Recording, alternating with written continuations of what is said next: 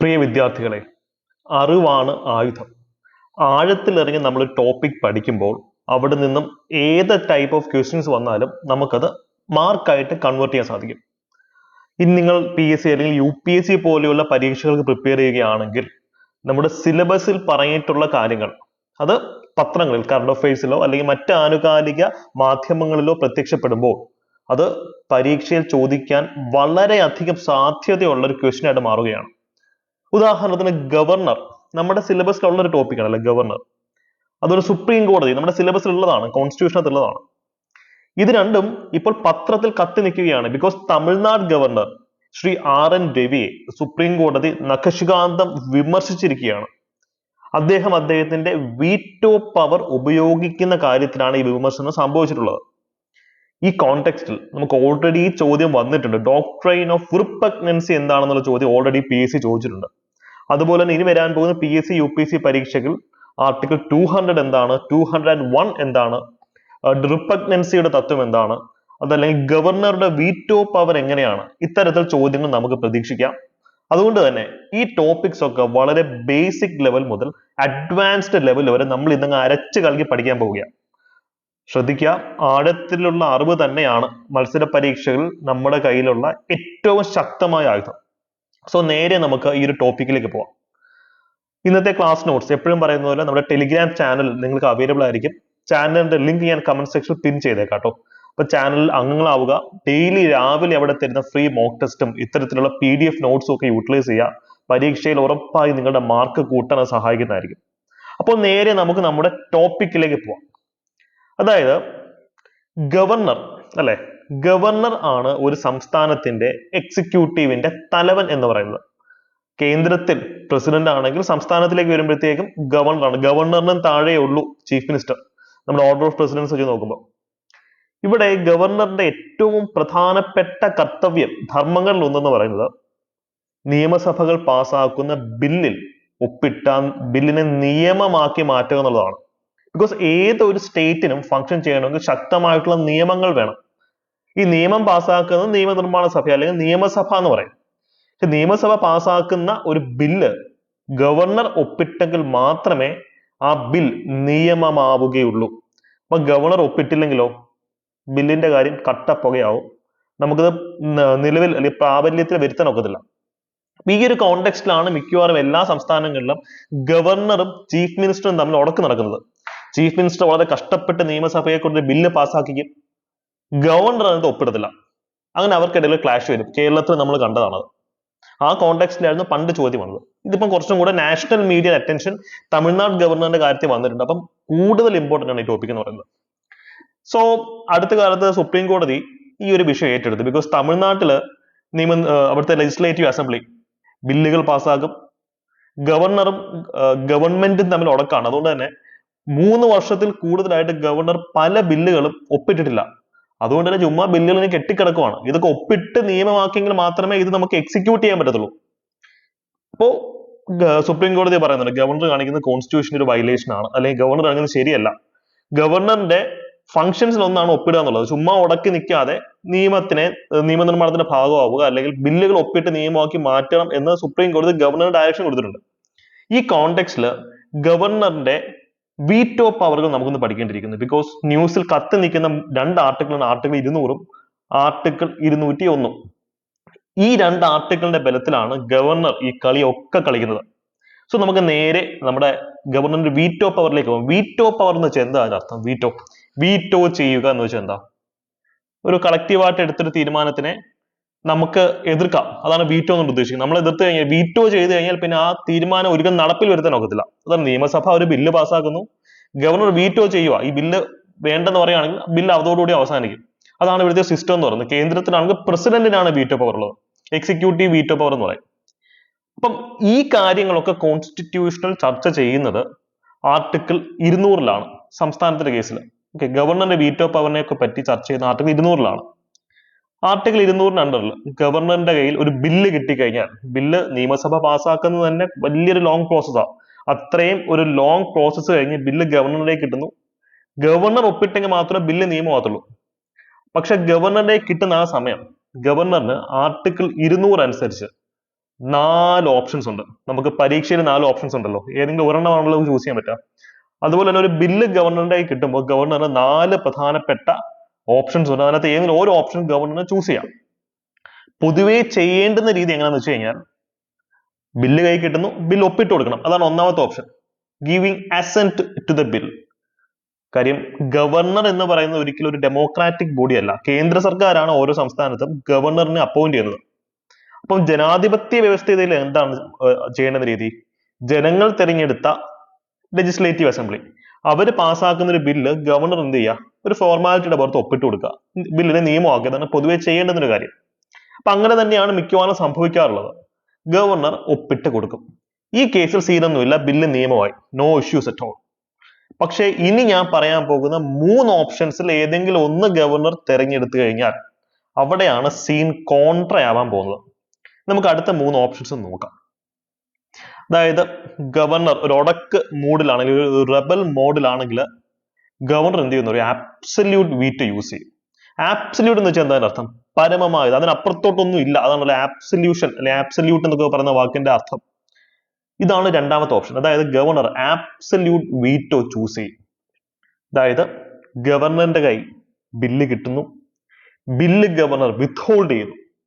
അതായത് അസെന്റ് കൊടുക്കുന്നില്ല, ഒപ്പിട്ട് കൊടുക്കുന്നില്ല, വിത്ത്ഹോൾഡ് ചെയ്ത് നിർത്തുകയാണ്. അതോടുകൂടി ബില്ല് നശിച്ചു. ആ ബില്ല് അബ്സല്യൂട്ട്ലി നശിച്ചു എന്നുള്ളത് മനസ്സിലാക്കേണ്ട കാര്യം. Absolute veto, withholding the assent to the bill ആണ് ആബ്സല്യൂട്ട് വീറ്റോ എന്നുള്ള ഉദ്ദേശിക്കുക. ഇവിടെ നിങ്ങൾക്ക് ഞാനിനി പറയാൻ പോകുന്ന കാര്യങ്ങളോട് കേൾക്കുമ്പോൾ ചിലപ്പം കൺഫ്യൂഷൻ വരാൻ സാധ്യതയുണ്ട്. അപ്പൊ അത്തരം സാഹചര്യത്തിൽ നിങ്ങൾ സ്മാർട്ടായി വേണം പഠിക്കാൻ. ആബ്സല്യൂഷൻ എന്ന് പറയുന്ന ഈ വാക്കും വിത്ത്ഹോൾഡിംഗ് എന്ന് പറയുന്ന വാക്കും കണക്ട് ചെയ്യുക. അപ്പൊ വിത്ത്ഹോൾഡിംഗ് ദ ബിൽ, ആ ഒരു കീവേഡ് എവിടെ കണ്ടാലും അത് ആബ്സല്യൂട്ട് വീറ്റോ ആണെന്നുള്ളത് ഓർക്കുക. ബിക്കോസ് ഈ സെന്റൻസ് ഒരു ചോദ്യപ്പെടുന്ന ചോദ്യകർത്താവിന് എങ്ങനെ വേണമെങ്കിലും ഫോർമുലേറ്റ് ചെയ്യാം. പക്ഷേ വിത്ത്ഹോൾഡിംഗ് എന്ന് പറഞ്ഞ ഈ ഒരു കീവേഡ് ആണ് ഏറ്റവും ഇമ്പോർട്ടന്റ്.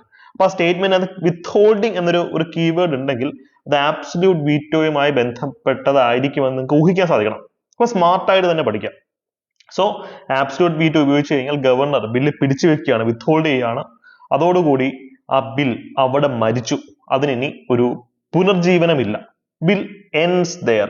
ഈ ബിൽ ഒരിക്കലും ഇനി നിയമമാവില്ല. നിയമസഭയ്ക്ക് വേണ്ടി ഒന്നേന്ന് പറഞ്ഞ ബില്ല് പിന്നെ ഇൻട്രൊഡ്യൂസ് ചെയ്ത് കൊണ്ടുവന്നു, പക്ഷെ ഭയങ്കര വലിയ ചടങ്ങാണ്. പൊതുവെ ഗവർണർ ഈ ആബ്സല്യൂട്ട് വീറ്റോ ഉപയോഗിക്കുന്നത് എവിടാണെന്ന് ചോദിച്ചു കഴിഞ്ഞാൽ പ്രൈവറ്റ് മെമ്പറിന്റെ ബില്ലിന്റെ കാര്യത്തില്ല. പ്രൈവറ്റ് മെമ്പറിന്റെ ബിൽ ഈസി. ഒരു നിയമസഭയില് ബില്ല് ഗവൺമെന്റിന് ഇൻട്രൊഡ്യൂസ് ചെയ്യാം, അല്ലെങ്കിൽ മന്ത്രിക്ക് ബില്ല് കൊണ്ടുവരാം. ആ ബില്ലിന്റെ പേരാണ് പബ്ലിക് ബിൽ. അത് എന്തായാലും പാസ്സാവും, മന്ത്രി കൊണ്ടുവരുന്ന ബില്ലല്ലേ. കാര്യം മന്ത്രിയുടെ പാർട്ടിക്ക് ഭൂരിപക്ഷം ഉള്ളതുകൊണ്ടാണല്ലോ പുള്ളി മന്ത്രിയായത്. അപ്പൊ ആ ബില്ല് എന്തായാലും പാസ്സാവും. ആ കേസിൽ പൊതുവെ ഗവർണർ ഈ ആബ്സല്യൂട്ട് വീറ്റോ യൂസ് ചെയ്യാറില്ല. പക്ഷെ പ്രൈവറ്റ് മെമ്പറിന്റെ ബില്ലുണ്ടല്ലോ, ആരാണ് പ്രൈവറ്റ് മെമ്പർ? അതായത് മന്ത്രി അല്ലാത്തൊരു വ്യക്തി ഒരു ബില്ല് ഇൻട്രൊഡ്യൂസ് ചെയ്യുകയാണെങ്കിൽ അതാണ് പ്രൈവറ്റ് മെമ്പേഴ്സ് ബിൽ എന്നുള്ള ഉദ്ദേശിക്കുന്നത്. മന്ത്രി അല്ലാത്തൊരു വ്യക്തി എന്ന് പറയുമ്പോൾ പൊതുവെ അദ്ദേഹം പ്രതിപക്ഷത്തിലെ അംഗമായിരിക്കും. പ്രതിപക്ഷത്തിന് ഭൂരിപക്ഷം ഇല്ല, അതുകൊണ്ടാണ് പ്രതിപക്ഷമായിട്ട് ഇരിക്കുന്നത്. അവർക്കൊരു ബില്ല് നിയമസഭയിൽ കൊണ്ടുവന്ന് ബില്ല് പാസ്സാക്കാനുള്ള ഭൂരിപക്ഷം അവർക്കില്ല. അതുകൊണ്ട് തന്നെ ഈ ബില്ല് എങ്ങാനും പാസ്സായി കഴിഞ്ഞാൽ പോലും ഗവർണർ എന്ത് ചെയ്യാൻ പറ്റും? ഈ ബില്ല് ആബ്സല്യൂട്ട് വീറ്റോ യൂസ് ചെയ്യാൻ അത്രത്തോളം പവർ കുറവാണ് അത് ഇൻട്രൊഡ്യൂസ് ചെയ്ത ആൾക്ക്. നമ്മൾ ഇടയ്ക്കിടയ്ക്ക് കാണുന്നതാണ്, ശശി തരൂർ അടിപൊളി ബില്ലുകൾ പാർലമെന്റിൽ ഇൻട്രൊഡ്യൂസ് ചെയ്യാറുണ്ട്. പക്ഷെ അതൊക്കെ ഫെയിൽ ആവാറുണ്ട് എന്നുള്ളത് പ്രൈവറ്റ് മെമ്പർ ബില്ലാണ്. അദ്ദേഹം ഭരണപക്ഷത്തിനാണല്ല, പ്രൈവറ്റ് മെമ്പർ ആയതുകൊണ്ട് തന്നെ ആ ബില്ലുകൾ പലപ്പോഴും പരാജയപ്പെടാറുണ്ട്, അല്ലേ? യെസ്. അപ്പം ഇതാണ് ആബ്സല്യൂട്ട് വീറ്റോ പൊതുവെ ഉപയോഗിക്കുന്ന ഒരു കോണ്ടെക്സ്റ്റ് എന്ന് പറയുന്നത്. പ്രൈവറ്റ് മെമ്പറിന്റെ ബില്ലാണെങ്കിൽ ഗവർണർ എന്തായാലും ആബ്സല്യൂട്ട് വീറ്റോ ഉപയോഗിക്കാനുള്ള സാധ്യത കൂടുതലാണ്. അതല്ലെങ്കിൽ ഒരു മന്ത്രിസഭ ഒരു ബില്ല് ഇൻട്രൊഡ്യൂസ് ചെയ്തു, ബില്ല് നിയമസഭ പാസ്സാക്കി ഗവർണറെ കിട്ടി, അപ്പോഴാണ് ആ ഗവൺമെന്റ് താഴെ വീഴുന്നത്. അപ്പൊ പുതിയ ഗവൺമെന്റ് വന്നു. അപ്പൊ പുതിയ ഗവൺമെന്റ് പറയാ, ഗവർണർ ചേട്ടാ ആ ബില്ല് തൊടണ്ട, ആ ബില്ല് നിങ്ങളുടെ തന്ന ഗവൺമെന്റ് താഴെ വീണുപോയി, അതുകൊണ്ട് തന്നെ ആ ബില്ലിന് ഇനി പ്രസക്തി ഇല്ല, അതുകൊണ്ട് നിങ്ങൾ ആ ബില്ലിന് ഒന്നും ചെയ്യേണ്ടെന്ന് പറഞ്ഞു കഴിഞ്ഞാൽ ഗവർണർ എന്ത് ചെയ്യും? ആബ്സല്യൂട്ട് വീറ്റോ യൂസ് ചെയ്യും. സോ ആ ബിൽ ഇൻട്രൊഡ്യൂസ് ചെയ്ത ഗവൺമെന്റ് താഴെ വീണു, പുതിയതായിട്ടൊരു ഗവൺമെന്റ് വന്നു. ആ പുതിയ ഗവൺമെന്റ് ഗവർണർ അടുത്ത് പറയാണ് ഈ ബില്ല് നമുക്കിനി കൺസിഡർ ചെയ്യണമെന്ന് പറയുകയാണെങ്കിൽ അവിടെ ഗവർണർ എന്ത് ചെയ്യും? ആബ്സല്യൂട്ട് വീറ്റോ ഉപയോഗിക്കും എന്നുള്ളത് അറിഞ്ഞിരിക്കുക. ഇത് രണ്ടും എക്സ്ട്രാ ഓർഡിനറി സർക്കംസ്റ്റാൻസസ്, അപൂർവമായിട്ടേ ആബ്സല്യൂട്ട് വീറ്റോ ഉപയോഗിക്കാവൂ. പക്ഷേ നമ്മുടെ ഗവർണർമാർ എന്ത് ചെയ്യുന്നറിയോ? ഇത് ചുമ്മാ കയറി ഉപയോഗിക്കും. ഇത് അപൂർവങ്ങളിൽ അപൂർവമായിട്ട് ഉപയോഗിക്കേണ്ടുന്ന ഈ ഒരു പവർ ഗവർണർ അനാവശ്യമായിട്ട് ചെറിയ ചെറിയ കാര്യങ്ങൾ പോലും ഒരു മന്ത്രി ഇൻട്രൊഡ്യൂസ് ചെയ്യുന്ന ബില്ലിലാണെങ്കിൽ പോലും ഈ ഒരു ആബ്സല്യൂട്ട് വീറ്റോ ഉപയോഗിക്കും. അപ്പൊ ഒരു കോൺസ്റ്റിറ്റ്യൂഷണൽ ഡെഡ് ലോക്കിലേക്കാണ് പോകുന്നത്. മനസ്സിലായല്ലേ? കാര്യം നിയമനിർമ്മാണം നടന്നില്ലെങ്കിൽ ആ സ്റ്റേറ്റിന് എങ്ങനെ ഫംഗ്ഷൻ ചെയ്യാൻ സാധിക്കുക? അപ്പൊ ഇതാണ് ഒരു കേസ്, ആബ്സല്യൂട്ട് വീറ്റോ യൂസ് ചെയ്യുന്നതാണ് ഒരു കേസ് എന്ന് പറയുന്നത്, withholding the assent of the bill. മറ്റ് മൂന്നാമത്തെ ഒരു ഓപ്ഷൻ ഉണ്ട്, അതാണ് സസ്പെൻസീവ് വീറ്റോ. സസ്പെൻസീവ് വീറ്റോ, സി ആബ്സല്യൂട്ട് എന്ന് വെച്ചാൽ എന്താർത്ഥം? പരമമായത്. ആബ്സല്യൂട്ട് വീറ്റോ ചെയ്ത് കഴിഞ്ഞാൽ ബില്ല് തട്ടിപ്പോയി, ബില്ല് ചത്തു, അത് ബില്ലിനകത്ത് നമുക്ക് ഒന്നും ചെയ്യാൻ പറ്റത്തില്ല. But when it comes to suspensive veto, suspense എന്ന് വെച്ചാൽ ഒരാൾ സസ്പെൻഡ് ചെയ്യാന്ന് വെച്ചാൽ എന്താർത്ഥം? താൽക്കാലികമായിട്ട് ജോലിയിൽ നിന്ന് മാറ്റി നിർത്തുക. താൽക്കാലികമാണ്. ഇപ്പൊ ഡിസ്മിസ് ചെയ്യാന്ന് വെച്ച് കഴിഞ്ഞാൽ പെർമനന്റ് ആയിട്ട് മാറ്റി നിർത്തുക. സസ്പെൻഡ് ചെയ്യാന്ന് വെച്ചാൽ താൽക്കാലികമായി ജോലിയിൽ നിന്ന് മാറ്റി നിർത്തുക, പിന്നീട് തിരിച്ചെടുക്കാനും സാധ്യതയുണ്ട്. അതാണ് സസ്പെൻസീവ് എന്നുള്ള വാക്കിന്റെ അർത്ഥം. അപ്പൊ സസ്പെൻസീവ് വീറ്റോയും അത്തരത്തിലുള്ള ഒരു വീറ്റോ പവർ ആണ്. തൽക്കാലത്തേക്ക് ഗവർണർ ആ ബില്ലിനെ ഒന്ന് സസ്പെൻഡ് ചെയ്യും. ഉദാഹരണത്തിന് നമ്മൾ കണ്ടു, നിയമസഭ ഒരു ബില്ല് പാസ്സാക്കി ഗവർണറുടെ കയ്യിൽ കൊടുക്കുന്നു. ഗവർണർ ആ ബില്ല് വായിച്ചു നോക്കിയിട്ട് ആ ബില്ലിന് ചില പോരായ്മകളുണ്ട്, അതുകൊണ്ട് ഈ പോരായ്മകൾ തിരുത്താൻ വേണ്ടി ഗവർണർ ആ ബില്ല് തിരിച്ചയക്കും, റിട്ടേൺ ചെയ്യും. ഇതാണ് ഏറ്റവും ഇമ്പോർട്ടന്റ് കീവേഡ്. ഈ സസ്പെൻസീവ് എന്നുള്ള വാക്കിനെ റിട്ടേണുമായി കണക്ട് ചെയ്ത് പഠിക്കുക.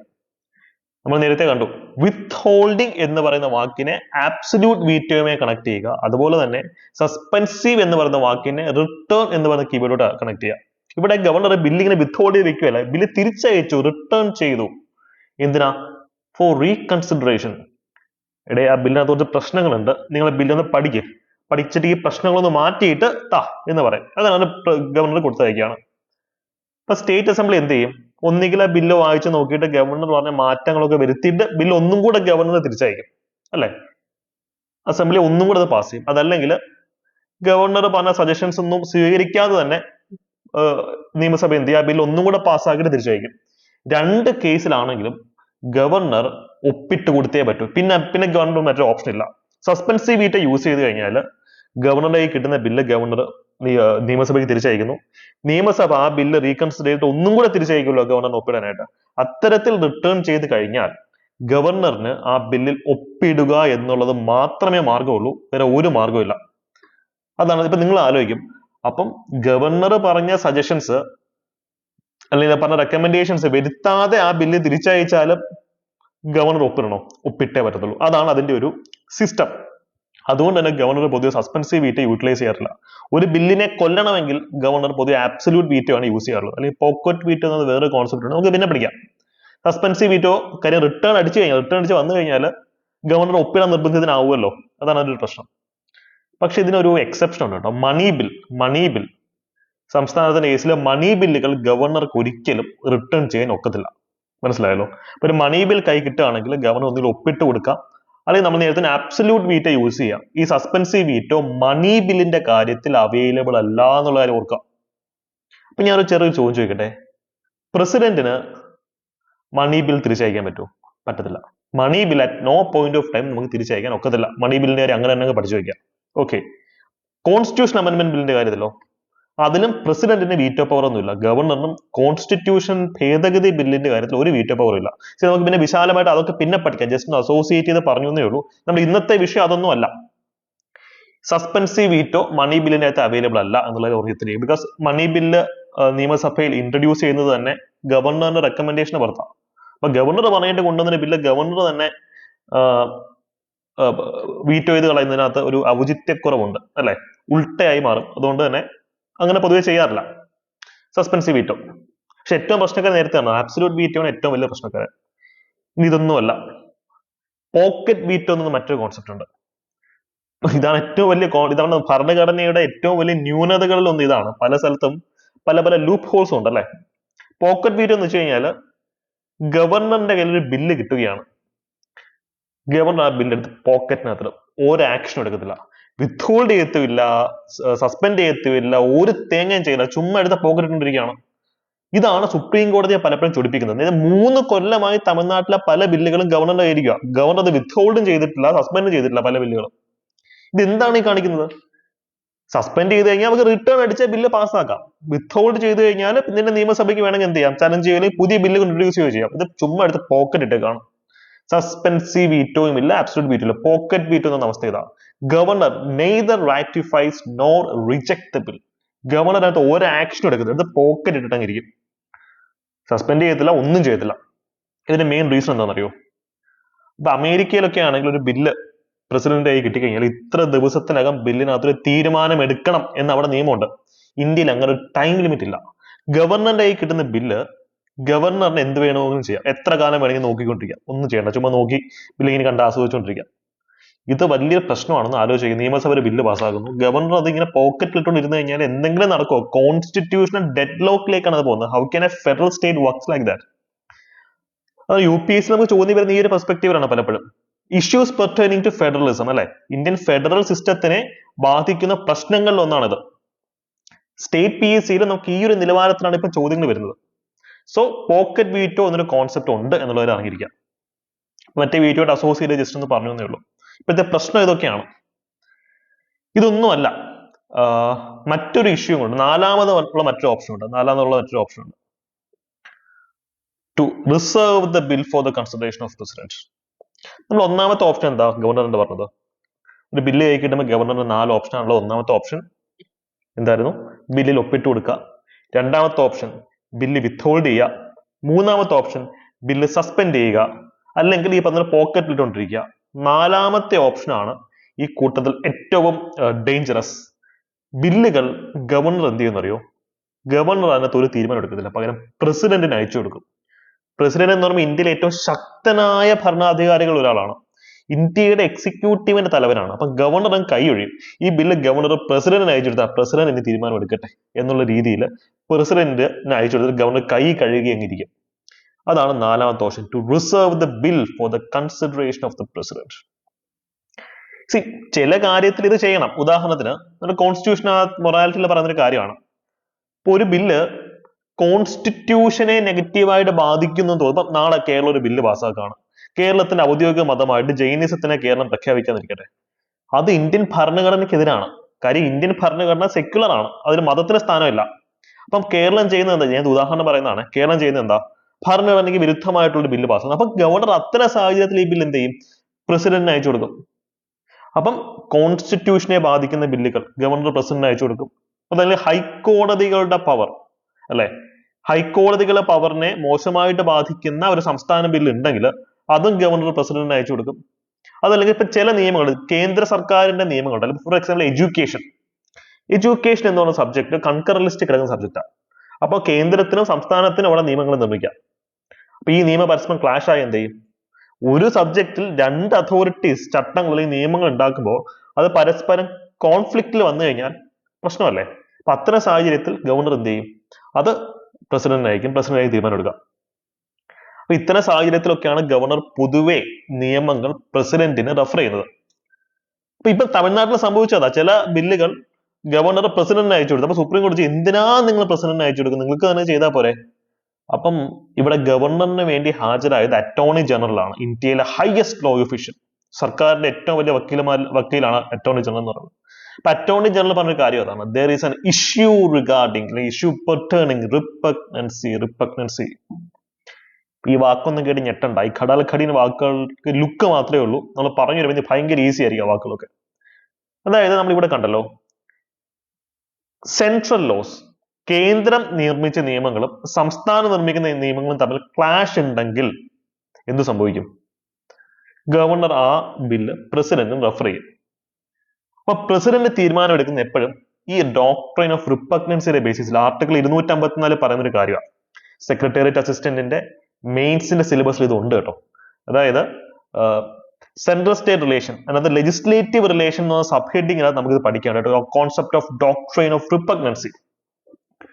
ഡോക്ട്രിൻ ഓഫ് റിപ്പഗ്നൻസി ഇത്രയേ ഉള്ളൂ. ഇത്ര സാഹചര്യത്തിൽ സെൻട്രൽ ലോയും സ്റ്റേറ്റ് ലോയും തമ്മിൽ ക്ലാഷ് വരുമ്പോൾ സെൻട്രൽ ലോ ആയിരിക്കും നിലനിൽക്കുക, സ്റ്റേറ്റ് ലോ ആയിരിക്കത്തില്ല. ഒന്നും കൂടെ ആഴത്തിലങ്ങ് ചിന്തിച്ചേ. കേരളത്തില് സർവകലാശാലകളുടെ ചാൻസലർ സ്ഥാനത്ത് നിന്ന് ഗവർണറെ നീക്കണം എന്ന് സംസ്ഥാന സർക്കാർ ഒരു ബില്ല് അവതരിപ്പിക്കാൻ ശ്രമിക്കുന്നു. അപ്പോഴേ ഗവർണർ, അന്ന് ആരിഫ് മുഹമ്മദ് ഖാൻ, അദ്ദേഹം പറഞ്ഞൊരു കാര്യമാണ് ഡോക്ട്രൈൻ ഓഫ് റിപ്പഗ്നൻസി ഉണ്ട്, UGC ആക്ട് ഉണ്ട് അല്ലെ, അതിന്റെ അണ്ടറിൽ ഗവർണർ തന്നെയാണ് ചാൻസലർ. അപ്പൊ സംസ്ഥാന സർക്കാർ നിയമം നിർമ്മിച്ച് അത് മാറ്റാൻ ഒക്കത്തില്ല. കാര്യം ഡോക്ട്രൈൻ ഓഫ് റിപ്പഗ്നൻസി ഉണ്ട്, കേന്ദ്ര നിയമം ആയിരിക്കും അപ്പൊ നിലനിൽക്കുക. അപ്പൊ ഇതൊക്കെ കത്തി നിൽക്കുകയാണ് ന്യൂസിൽ. അപ്പൊ നമ്മൾ ഈ ലെവൽ ഓഫ് ഒരു അവയർനെസ് ക്രിയേറ്റ് ചെയ്ത് കഴിഞ്ഞാൽ PSC പരീക്ഷകളായിക്കോട്ടെ, UPSC prelims mains interview ഏതാണെങ്കിലും നിങ്ങൾക്ക് വളരെ ഈസി ആയിട്ട് ക്രാക്ക് ചെയ്യാൻ സാധിക്കും. അപ്പം ഇത് ഇതോട്ടൊന്ന് കണക്ട് ചെയ്തേ. അറ്റോർണി ജനറൽ പറഞ്ഞൊരു കാര്യം ഇതാ, സുപ്രീം കോടതി പറഞ്ഞൊരു കാര്യം ഇതാ, റിപ്പഗ്നൻസിയുടെ ഒരു കേസുണ്ട്. തമിഴ്നാട് സർക്കാരിന്റെ പല നിയമങ്ങളും കേന്ദ്രത്തിന്റെ നിയമങ്ങളുമായിട്ട് ക്ലാഷിലുണ്ട്. അതുകൊണ്ടാണ് ഗവർണർ ഈ നിയമങ്ങളെ പ്രസിഡന്റിന് വേണ്ടിയിട്ട് റെഫർ ചെയ്തെന്നാണ് പറഞ്ഞിട്ടുള്ളത്. അതിന് മെറിറ്റ് എത്രത്തോളം ഉണ്ടെന്ന് ഇനിയുള്ള ദിവസങ്ങളൊക്കെ നമുക്ക് അറിയാൻ പറ്റാം. അപ്പൊ അതവിടെ ഇരിക്കട്ടെ, അത് സുപ്രീം കോടതിയുടെ പരിഗണനയിലെ വിഷയമാണ്. നമുക്ക് അഭിപ്രായം പറയുന്നതിന് പരിമിതിയുണ്ട്. പക്ഷെ PSCയിൽ നമുക്ക് ചോദ്യം വരാൻ പോകുന്നത് എങ്ങനെയെന്നറിയോ? ആർട്ടിക്കിൾ 201 പെർസ്പെക്റ്റീവിലാണ്. UPSCയിൽ നമ്മൾ ഇത് ഓൾറെഡി കണ്ടിട്ടുണ്ട് പല ടെസ്റ്റുകളിനകത്തൊക്കെ.